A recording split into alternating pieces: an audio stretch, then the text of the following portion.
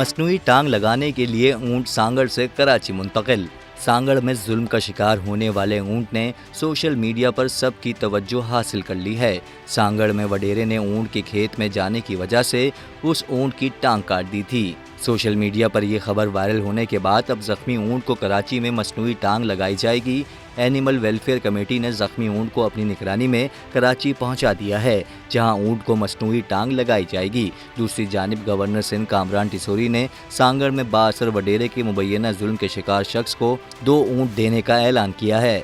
Deputy commissioner का कहना है कि ऊंट को गुज़िश्ता रोज कराची मुंतकिल कर दिया गया था, जबकि पुलिस ने ऊंट की टांग काटने पर 5 अफराद को गिरफ्तार कर लिया है।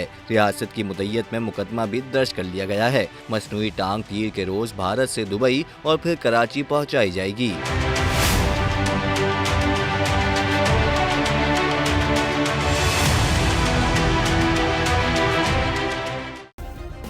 सब्सक्राइब करें और बेल दबाएं ताकि कोई खबर रह न जाए।